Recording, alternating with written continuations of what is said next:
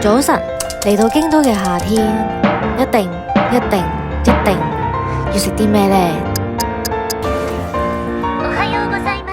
以下內容因受環境影響，所以聲量有時大有時細，以盡量調校差唔多聲線，但唔多唔少都會有影響，請自行調校聲量，感謝你嘅體諒。好，開片。Hello， 我係 Kelly 啊。呢條友仔應該尋日行到黐咗線，記得咗開咪，唯有用我呢把甜美嘅聲線嚟做聲音導航啦。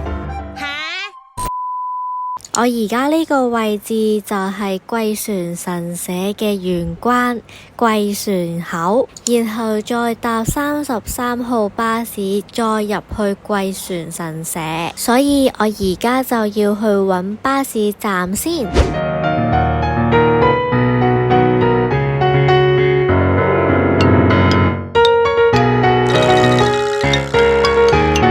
仲未講我今日要做啲咩添？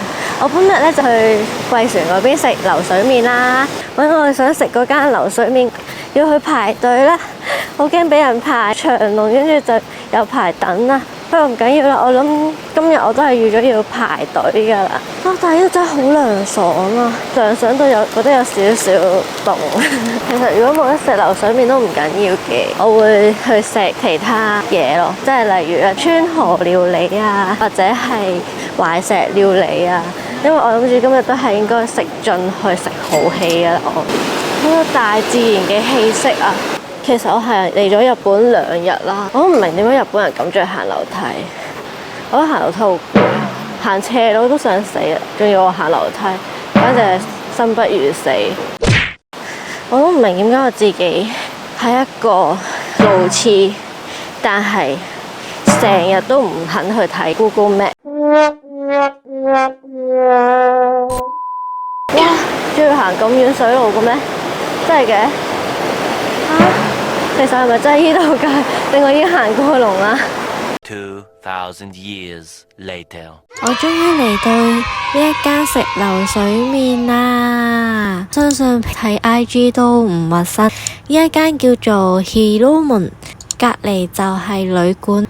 另一邊就係食嘢嘅，咁就係食流水麵啦，或者係川河料理。咁而家就係夏天啦，5月至到9月先會有期間限定嘅流水麵，所以我今日就係嚟食流水麵啦。啱啱就攞咗呢個28號嘅，咁就而家諗住周圍行下啦，就11點半左右呢，咁我就會返去嗰間鋪頭度食流水麵啦。睇下呢度附近有冇咩地方可以影相啊、打下卡啊之類啦。我本身預嘅時間，可能我玩到去1點半左右，我先至會可以食到個流水麵。但係我冇諗過11點半就已經得啦。咁即係我而家要行大概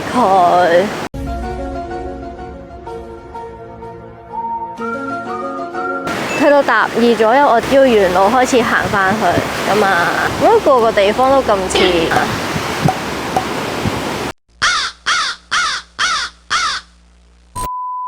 而家入咗佢哋嘅餐廳，就喺度等緊食呢一個流水麵啦。哇，好清幽啊，好舒服。今日嗰種熱唔係尋日嗰隻，尋日嗰隻真係曬到想死，隨時會中暑。今日嗰種熱係好舒服嘅熱，我想一直都坐喺度，好涼。可能係因為榻榻米，所以就覺得好舒服呢種嘅氣溫。而家就等緊，好似嗌到16啊，我就28，慢慢等啦。我都唔知喺出邊行去邊咁樣，行上去又唔係，行落去又唔係。我見到人哋已經開始食完酒啦，應該下一轉就應該係到我噶啦。咁就食嘢見呢。A few minutes later， 終於輪到我啦！我呢個套餐就包咗流水麵用嘅湯汁同埋蕨餅啦，成為你2000 yen。頭先嘅職員指引我就淨係可以用呢條水道攞啲流水麵食，如果唔小心攞咗人哋嘅水道嘅麵嚟食，就會唔小心食到人哋嘅口水尾，或者人哋會食到你嘅口水尾，所以呢方面嘅衛生要注意啦。呢度去做啊，準備開始啦。手快有，手慢冇啊。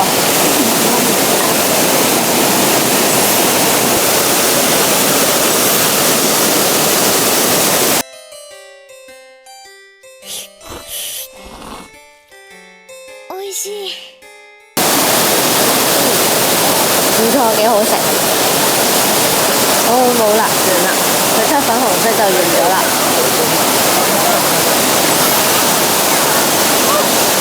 真係一個唔錯嘅體驗。食埋最後一嚿嚕，就嚿嚕，望住呢個靚景，有呢一個咁嘅麵食，好食。拜拜。我已經食完流水麵，整體嚟講呢，10分滿分呢，我會俾佢8分。冇咗嗰2分呢，係因為佢要排隊啦。排隊其實都冇問題嘅，但係唔飽咯。而家去呢個貴船神社拜見一下神社先啦。聽聞呢，貴船神社係一個戀愛神社，希望我可以快啲出鋪啦。其實我真係好想知道一個問題，點解日本人咁中意行樓梯？唉，好攰啊！唉，我問過日本嘅朋友，問佢哋點解日本人咁中意行樓梯，佢話わかりませんね。點解要咁對我？唉，我呢個懶到出汁，跟住叫我去行樓梯，唉，簡直想我死啊！我聽聞呢，要拜戀愛呢，要擺5yen，我為咗雙喜臨門，係咪？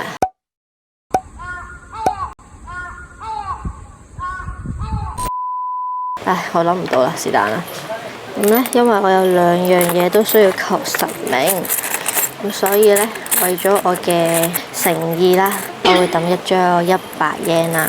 仲要投一個呢，係俾我屋企人嘅，等佢呢保佑我哋屋企，等屋企人健健康康。跟住拜完神社呢，我就要去求籤啦。呢度。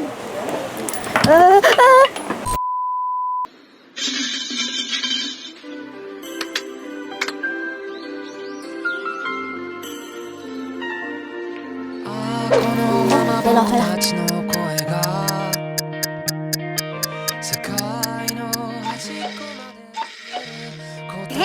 係大吉啊！咁我頭先就買咗個倍馬啦，烏天狗呢，平時拍嗰個線呢，撲嗰把線啊。ゆうべ話しておった天狗の寶のうちわじゃよ。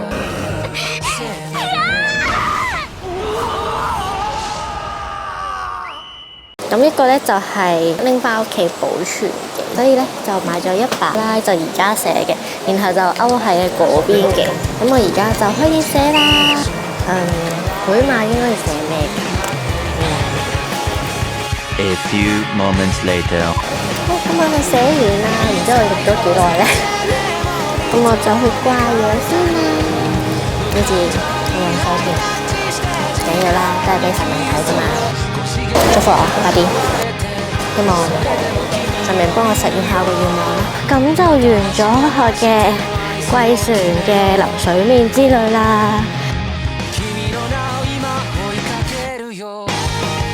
作為一個動漫嚟到京都，點會唔去一去聖地呢？所以我會去。點解會變咗鹹樣嘅？下條片見，拜拜。